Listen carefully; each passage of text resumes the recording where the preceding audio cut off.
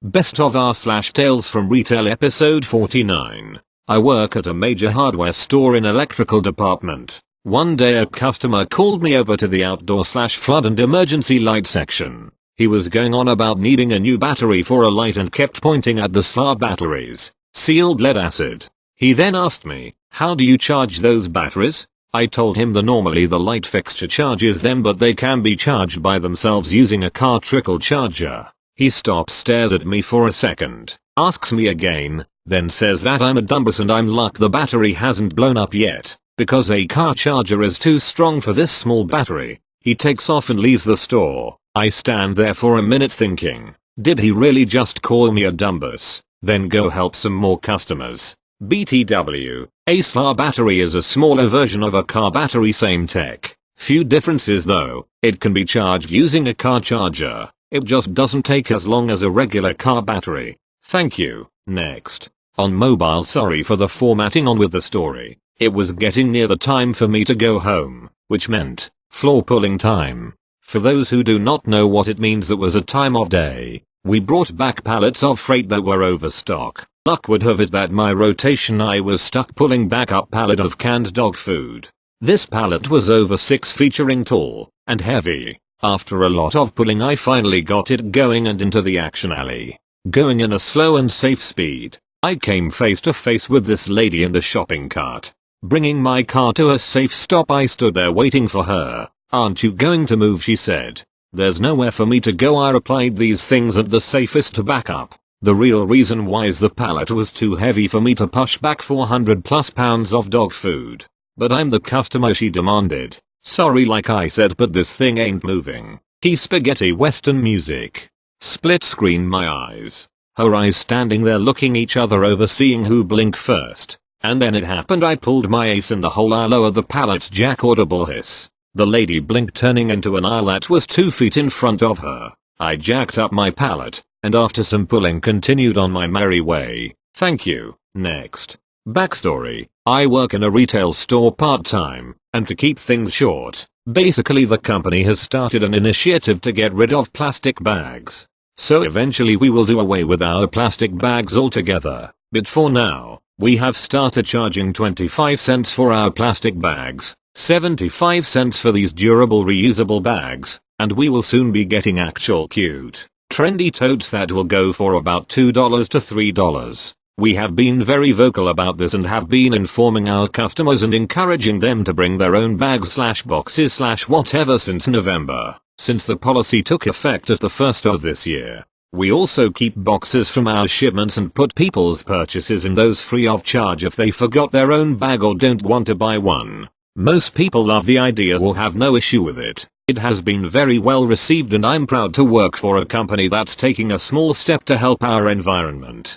A few people are kind of pissy about it but don't really say anything, so whatever. But there's this one lady, a regular who comes in at least once a week. I know for a fact that at least 2 of my co-workers had already informed her of the policy and how we would be charging for bags before the change even happened.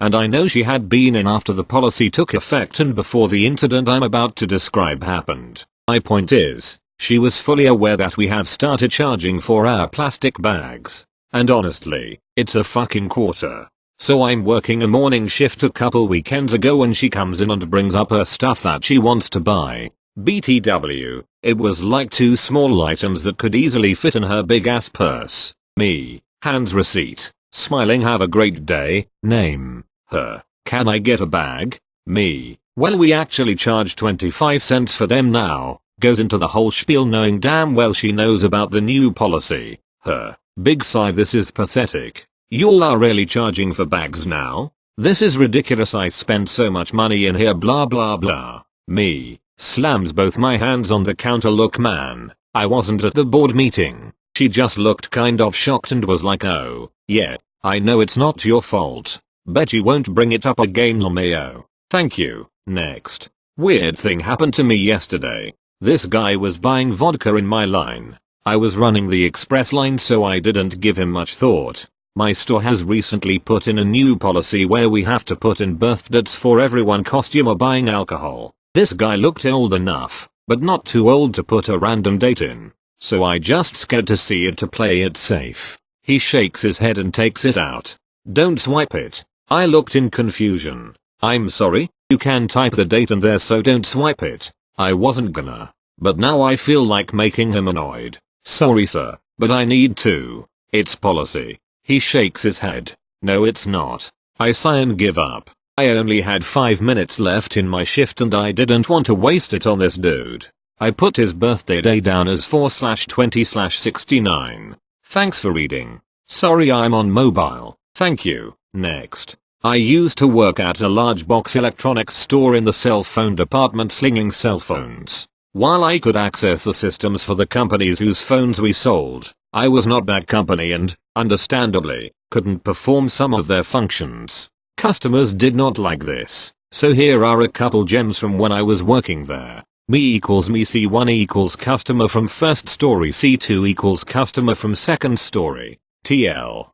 Doctor at the bottom. Me. Hey, how can I help you today? C1. I have insurance on my phone and it just cracked. I need a new one. Me. Oh, I'm sorry that happened. Actually, all the claims for our store brand insurance are handled over there by Nerd Assembly. C1. No, I have insurance through phone company. Get me a new phone. Me. I'm sorry, but I can't do the insurance through company. You'll have to go to company's corporate store X miles away. C1. No, you're going to replace it now. Me. I'm sorry, there seems to be a misunderstanding. It's not that I won't do the insurance for you. It's that I can't do it, as in, it is impossible for me to do it. I am not phone company, and why would my company give you a free phone that phone company is promising they would give you? C1. Cold silent glare.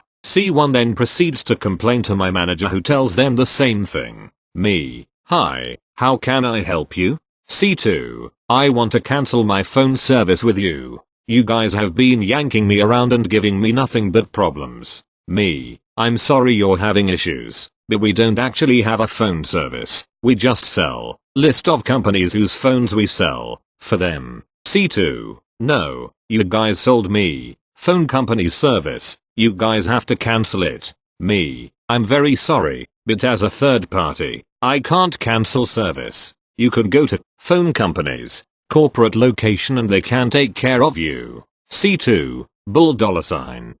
I just came from there and they sent me here. Me. Oh, of course they did. C2. So do IT. Me. I'm afraid I can't do that, as I do not have the power to. Phone company actually can, but they are very highly commissioned and tend to not to want to do anything not immediately making them money. C2. Number. They said you can do IT. Me. No, they wouldn't do it. I can't do it. I do not have the power to. Try to think of it like this. I am working a job that any random teenager just out of high school can get. Now, while I am actually very competent and know what I'm doing, imagine if you asked some random person with no intimate knowledge of phone company to do this, and you keep getting bills in the mail because they did it wrong. Do you want me, someone with no formal internal training on phone company, to have that much power over a very expensive bill you're on the hook for? C2. You sold me the phone. Me. Yep. And phone company has to be the one to shut it off. Have a nice day. TL.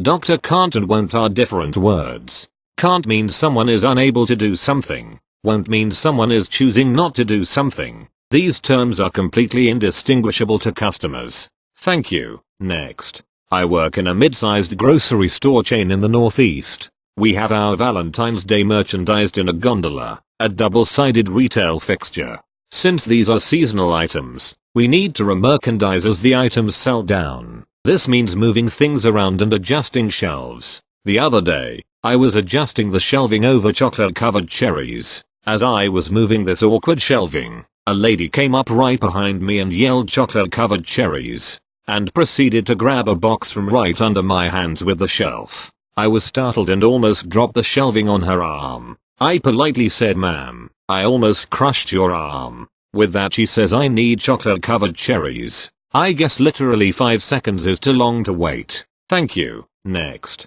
A few weeks ago, mid-December, I had an older lady come to my door 15 minutes before I opened the store. I work at a mail and packing shipping chain. She was banging on the door and yelling for me to open it, but I kindly told her I don't open until 8, which is in 15 minutes. I can't have her in there because my safe is open and I'm counting money. After 5 minutes she stops yelling and walks away. About an hour later she comes back while I'm in the back printing a label that someone emailed. I have a line of about 10 people and I'm working by myself. Every time I hear the doorbell I yell, "Hi, I'll be right with you." I hear screaming, so I finish hitting print and go out to the front. I go out there and it's the same lady from earlier. She's screaming, complaining to my other customers that I opened late and wouldn't let her in. They're already defending me because they're regulars and know I work alone for over half the day. The non-regulars are defending me because I'm running back and forth and have already cleared 15 plus people